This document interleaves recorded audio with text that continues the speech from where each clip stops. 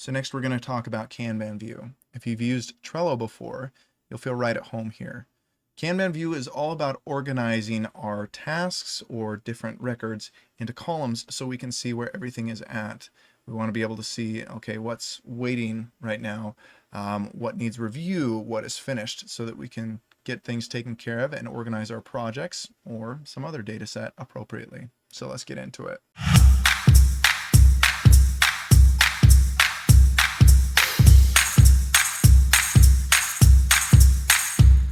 So as I said before, the place where Kanban view is used most broadly is inside projects and more specifically tasks. So we're going to go ahead and go into projects and we're going to go to tasks, all tasks. Okay. Right now this is in list view, but we want to be in Kanban view. So we're going to click on Kanban. Okay. So you can see currently this is grouped by different project. Okay. We'd like to change that up. So we're going to go ahead and go into Studio. Now that we're in Studio, we can see the default group by here, which is currently project. We can come in and we can look at this and say, okay, really, I'd like to see this by status here. Okay, so we're going to go ahead and close out.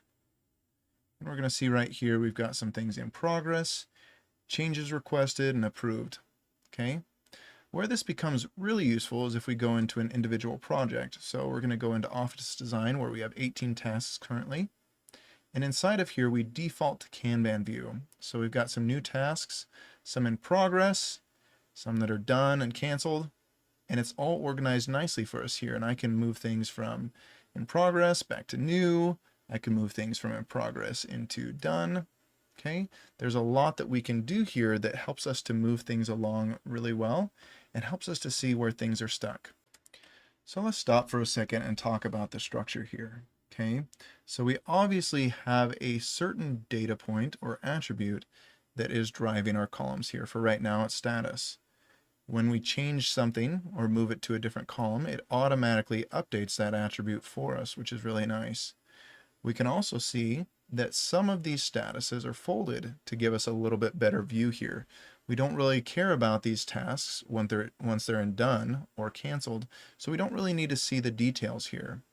We can also see that in the Kanban card, we kind of have a mini form view. We can represent specific pieces of information that we want people to be able to see very easily when interacting with this view. So of course, we can click into one of these.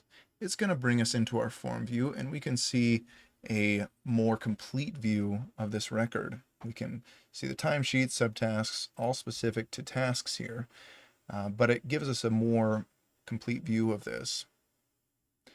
Now, if we want to be able to see something that we can only see in forms out here in Kanban view, we can actually add that. So let's go ahead and go into Studio real quick. So again, the idea behind Kanban view is to be able to see a fair amount of information, just enough for us to be able to see where things are at and be able to move things between stages or columns in an effective manner. So say there's something here that we're not seeing that we do need to see. We can go ahead and throw it in. We can look at existing fields and say, okay, I want to be able to see, let's find something really quick, just rating last value. That's important to us. So we're going to go ahead and drop that in so that we can see it going forward. So we can close out, and now we can see that represented here. So really you can customize this to make it so that it's something that is meaningful for your team, and so that you can then use this in an effective manner to get projects done or to organize some other type of information. As with list view and pivot view, we can actually come in and we can mess around with our filters. So we can say, I only want to see my tasks. I only want to see open tasks. We can limit this so that we have a very concise view and we can operate on that instead of going with all the information out there. We can also on the fly go ahead and say, okay, I want to group this by something different along the top so I can interact with that. Maybe we've got a situation where looking at it, I've got too many tasks, so I need to offload some on Mark, so I can move that over here and take care of that right away. So we can use this in a very flexible manner. We can use Kanban view in a lot of different ways to make our lives easier. So there you go, another view to put in your tool belt. When you want to organize a lot of data between different people, different statuses, Kanban view is a good way to do that. It's a nice way, like I said, to organize projects or just to set up things in a different way. Maybe we want to look at how our sales are structured, how we've got different salespeople assigned to things. Maybe we've got somebody overloaded that we don't want overloaded, and so we move some stuff over to somebody else. It's a great way to view all those things, so I hope you can find a use for it. Thanks.